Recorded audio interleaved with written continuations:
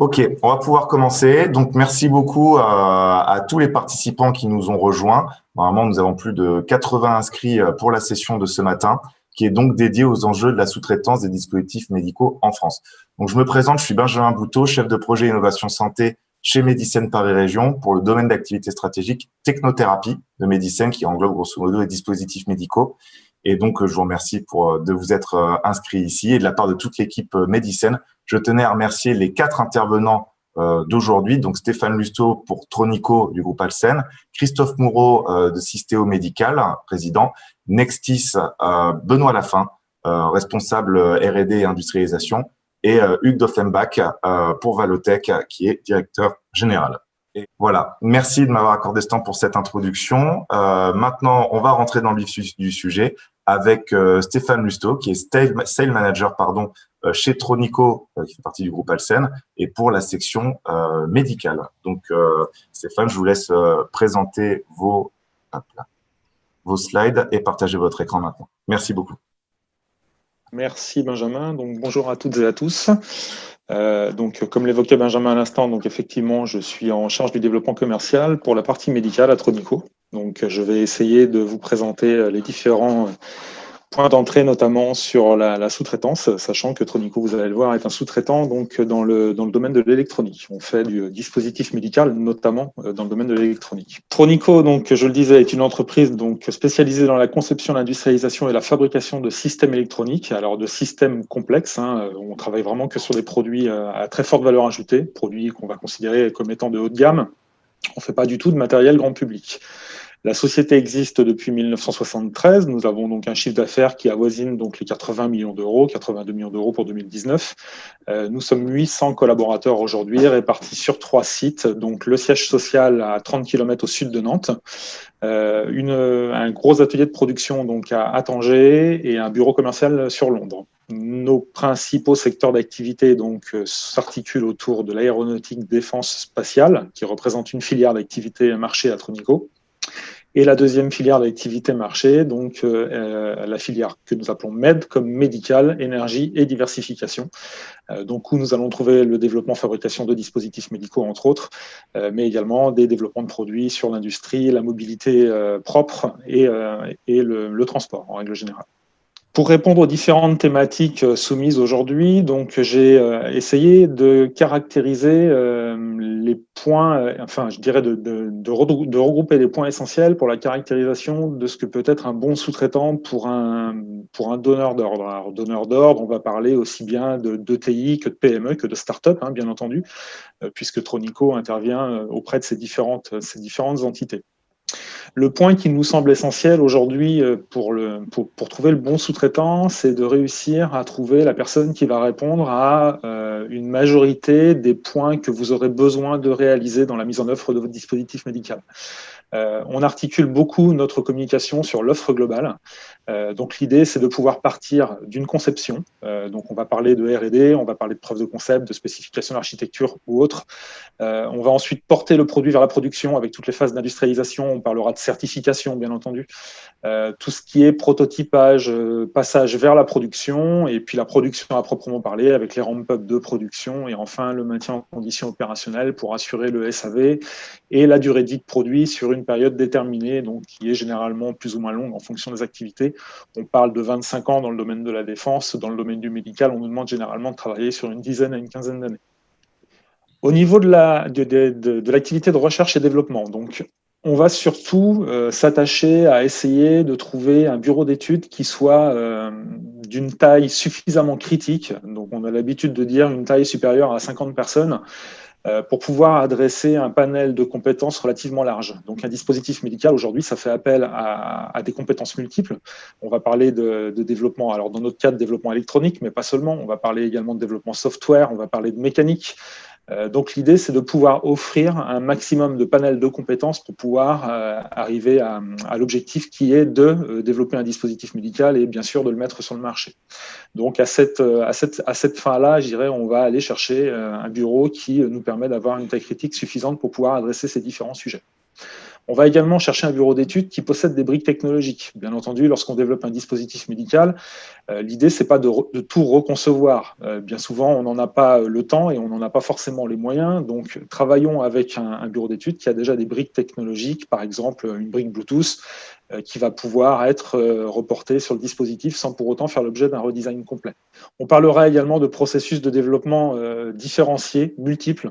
Alors pourquoi? Parce qu'en phase de preuve de concept, on va avoir besoin de faire des maquettes sur un mode agile, d'aller très très vite, de pouvoir produire quelque chose pour pouvoir prouver la faisabilité, pour pouvoir prouver à d'éventuels investisseurs que le projet tient la route. Et là, l'idée, ça va vraiment d'aller très vite et d'activer nos modes de solution agiles pour pouvoir produire quelque chose qui soit montrable rapidement. Ensuite, on va passer sur des process qui seront beaucoup plus structurés, des processus beaucoup plus structurés. On va parler donc dans notre cas de double cycle en V, on parlera d'un proto A qui servira de validation et pour aller vers un proto de qualif ensuite. Ce proto de qualif qui, bien sûr, servira sur la mise en œuvre des essais cliniques pour viser la certification ultérieure. Justement, la certification, parlons-en. Donc, le sous-traitant avec lequel vous allez discuter devra être capable de vous accompagner sur tout ce qui est certification et agrément. Alors bien sûr, dans le cadre d'un dispositif médical, l'ISO 13485 est absolument nécessaire. Vous allez être confronté à une entreprise qui aura un système de management de la qualité qui pourra même vous aider. Ça nous est arrivé avec de petites structures à mettre en place le système de management de la qualité dans votre propre structure, ce qui permettra de converger vers cette certification et donc vers la mise en œuvre du dispositif médical. On parlera bien entendu également de certification CE, de certification FDA. Aujourd'hui, on ne peut pas ignorer le marché international et le marché des USA notamment. Donc la possibilité de mettre en œuvre les documents propres à la diffusion, enfin à la mise en œuvre du 510K pour la FDA est bien sûr quelque chose de très très important. Les affaires réglementaires, donc à Tronico aujourd'hui, nous sommes pourvus d'un responsable affaires réglementaires. Alors, c'est théoriquement pas notre métier puisque nous ne sommes pas fabricants de DM à proprement parler, hein. Nous sommes sous-traitants, donc nous faisons des DM pour nos clients. Néanmoins, on a de plus en plus de clients qui aujourd'hui ont besoin, parce que n'ayant pas forcément ces moyens-là, en tout cas au moment de la création de l'entreprise, ont besoin de s'appuyer sur nos compétences en la matière. Donc du coup, on a mis en place un responsable affaires réglementaires, donc qui a pour mission d'aider l'entreprise à se développer sur la partie médicale et à aller porter le dossier vers les organismes notifiés pour pouvoir obtenir la certification. On parlera également de crédit impôt recherche, point important quand on parle de développement, puisque l'idée, c'est bien sûr de pouvoir essayer d'obtenir des crédits vis-à-vis des développements qui auront pu être mis en œuvre. Ensuite, on vous conseille également de chercher un sous-traitant qui soit capable de mettre en place une stratégie d'industrialisation. Donc l'industrialisation, ça va être quoi? Ça va être la mise en œuvre d'une stratégie de test, par exemple, le test produit. Je mets un produit sur le marché, le produit que je mets doit être un produit sans défaillance. Vous connaissez comme moi les contraintes liées aux dispositifs médicaux. Plus on va monter en gamme et aller jusqu'au dispositif implantable, plus on va avoir besoin d'une qualité irréprochable. Je le disais tout à l'heure, Tronico tire son expérience de l'industrie aéronautique. Nous avons les mêmes prérogatives en aéronautique que dans le médical. Vous comprendrez aisément pourquoi. Lorsque l'avion est en l'air, on a bien sûr besoin qu'il y reste. Lorsque le dispositif médical est dans le corps, on a bien entendu besoin que le dispositif reste fonctionnel. Donc cette stratégie de test est vraiment primordiale puisque c'est elle qui va permettre de couvrir tous les éventuels défauts potentiels susceptibles d'arriver durant la vie du produit. Donc c'est un point sur lequel on mettra une très très forte attention. On va parler de stratégie de test aux composants également. De plus en plus de fabricants aujourd'hui ont tendance à proposer des composants pour matériel critique. On n'existe pas aujourd'hui de certification liée aux composants électroniques pour le dispositif médical. Donc, c'est des choses que nous essayons de mettre en place à Tronico, que nous essayons également de proposer à nos clients. Bien sûr, on mettra en place les moyens d'assemblage dédiés, donc potentiellement des lignes de production. On mettra en place un accompagnement au ramp-up, puisque l'idée, c'est encore une fois, d'amener ce dispositif médical vers la production. Cette production, donc, dans laquelle on gérera la vie série produit, la compétitivité, bien entendu, puisqu'on va chercher les prix de vente, la compétitivité sur les prix de vente. On cherchera également un sous-traitant qui soit capable de nous mettre en œuvre un backup multisite, si on a un problème sur un site, qu'un deuxième site puisse prendre le relais, et des moyens de production spécifiques aux dispositifs médicaux. La logistique a également son importance, une importance capitale, la gestion des approvisionnements, comment je gère mes flux d'approvisionnement, la gestion des stocks, bien entendu, la stratégie de commercialisation à mettre en œuvre, on est support également sur cette stratégie de communication, et le service après-vente pour assurer la fin de vie produit. On rappelle également que la mise en place d'un dispositif médical et son développement, c'est un processus qui est extrêmement long. On a aujourd'hui des exemples sur lesquels on a pris contact avec des entreprises il y a une dizaine d'années et on arrive là juste sur la mise en œuvre, la mise sur le marché du dispositif. Donc la relation, elle est vraiment au cœur du partenariat. C'est quelque chose qui doit être vraiment très très fort et qui doit s'instaurer et se mettre en place dès le départ. Donc la relation que vous aurez avec votre sous-traitant est vraiment capitale. Bien entendu, le fait d'avoir un projet, alors je dirais francophone, va vous aider également sur la mise en œuvre en raccourcissant éventuellement les cycles et la communication. Comment trouver le bon sous-traitant? Donc, Benjamin l'évoquait tout à l'heure, on a les pôles, les incubateurs, les SAT, les technopoles qui nous servent à orienter nos différentes recherches et qui peuvent vous être d'un grand support sur ces démarches-là. On peut s'appuyer également sur DeviceMed, un magazine spécialisé, donc où on a un portail en ligne qui est mis à disposition et qui nous permet de trouver un beau panel de fournisseurs. Ce même DeviceMed propose un guide annuel qui paraît, je crois, au mois de septembre et qui permet également de trouver un beau panel de fournisseurs. Vous pouvez également trouver des fournisseurs, des sous-traitants en discutant avec vos propres sous-traitants actuels, puisque eux ont en règle générale un panel de sous-traitants qui peuvent vous servir. Et dans ce cas-là, ils peuvent être conseils dans votre prise de décision et dans votre orientation. Et puis, bien sûr, restent les conventions et les différents salons sur lesquels vous pouvez bien sûr discuter, présenter votre projet et trouver les bons interlocuteurs. Un dernier point, donc, puisque c'était également parmi les thématiques du jour, sur l'adaptation des sous-traitants face au Covid-19. Donc, bien entendu, je prends l'exemple de Tronico, puisque c'est celui qui me parle le plus, le vivant au quotidien. Donc il faut savoir que Tronico n'a jamais cessé son activité durant la période de confinement. 80% des équipes de production étaient présentes. On a tout le temps pu servir nos clients et la production ne s'est absolument pas arrêtée. En l'espace de 2 jours, on a mis 200 personnes au télétravail, donc tous les personnels administratifs et supports ont travaillé à domicile durant toute la période de confinement. Donc c'est quelque chose qui a été finalement assez simple à mettre en œuvre et qui a été assez bien vécu par les équipes. On a mis en place une communication spécifique, une communication interne, donc avec un codir qui se tenait tous les matins et le message du codir était reporté à l'ensemble des équipes de façon quotidienne. Des messages télévisuels ont également été diffusés au sein des ateliers et en diffusion mail pour les gens qui n'étaient pas sur place pour pouvoir donner les différentes, notamment les différentes consignes sécuritaires d'application au niveau de l'entreprise. On s'est fortement impliqué dans le développement de 3 projets liés au Covid, dont 2 sont actuellement commercialisés sous la marque Tronico TemCare. On pourra en discuter un peu plus en détail si vous le souhaitez dans les questions en fin de webinaire. On a également anticipé tous les problèmes de fourniture asiatique avec la mise en œuvre du devancement d'approvisionnement dès le mois de décembre, dès qu'on a senti que la crise arrivait.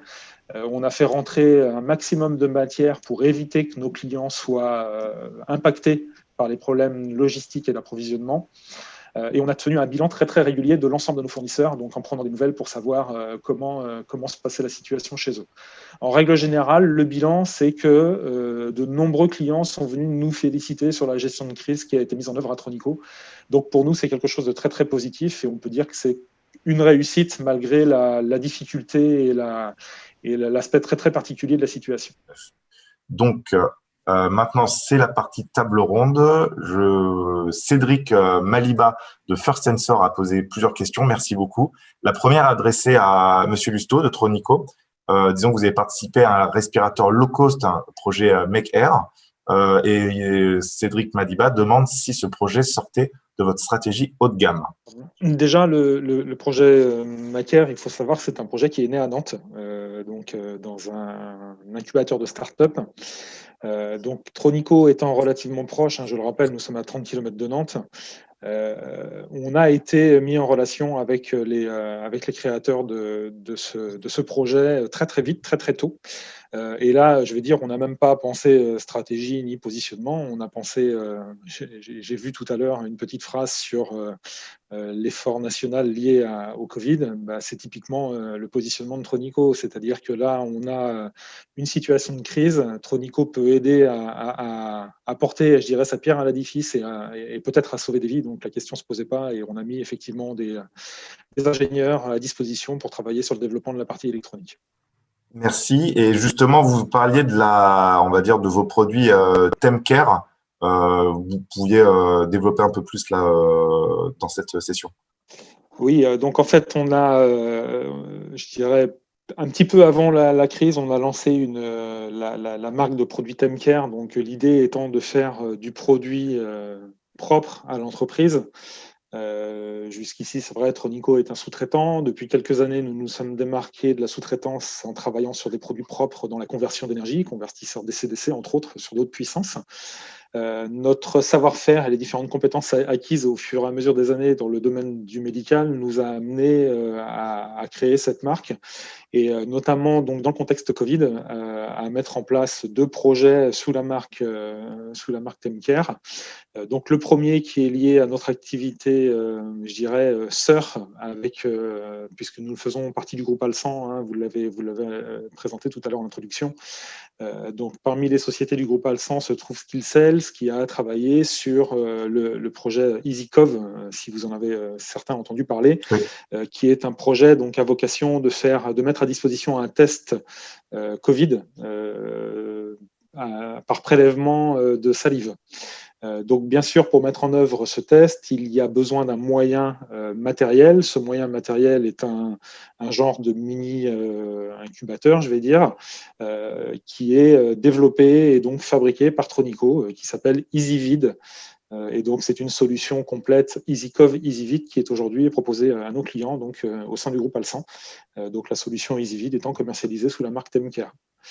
Le deuxième projet donc, porté par Tronico dans le cadre du Covid et commercialisé sous la marque TemCare donc, concerne un système de désinfection par UV, donc un projet qui a été mené en collaboration avec une société nantaise, là encore, qui s'appelle Icobo.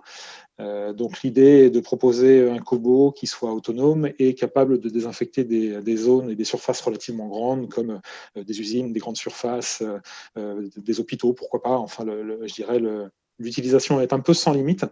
Donc voilà, donc nous nous sommes également investis sur ce projet et puis on parlait tout à l'heure effectivement du projet MyCare qui est le 3e projet Covid dans lequel Tronico s'est investi durant cette période. D'accord. Merci beaucoup. Et justement, une deuxième question de Monsieur Madiba. Vous êtes en partenariat avec DBE directement. Est-ce que vous avez des partenaires privilégiés dans le développement de dispositifs médicaux?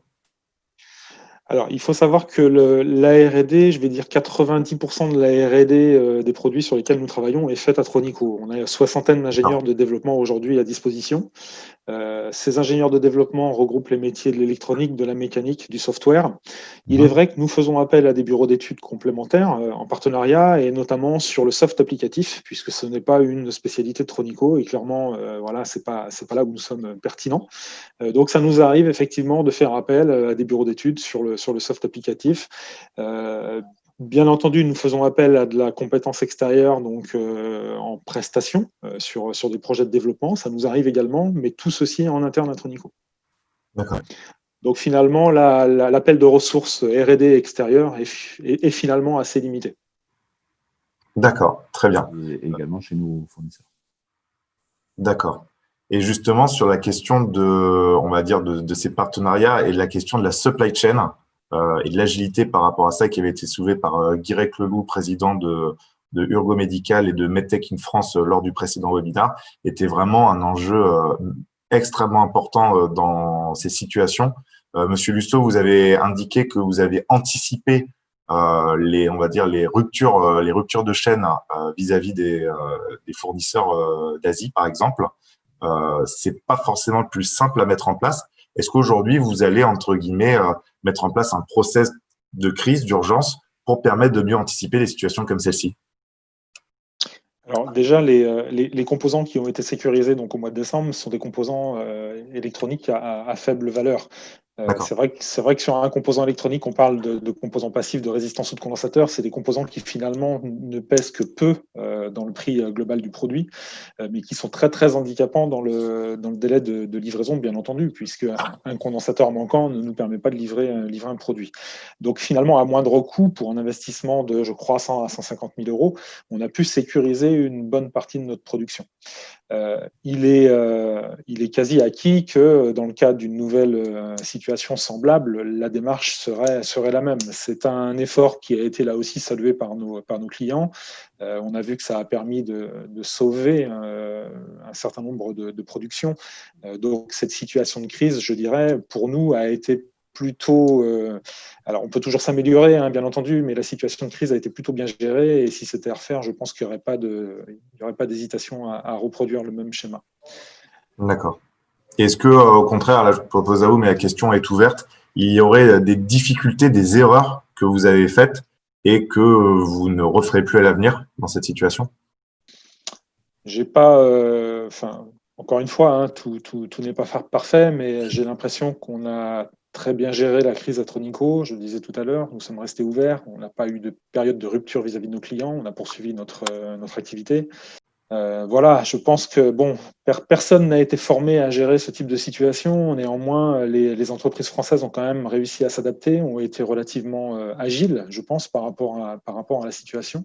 On voit dans les différents exemples qui sont présentés ici. Hein, donc, voilà, j'ai malheureusement pas le mode d'emploi comme bon nombre d'entre nous.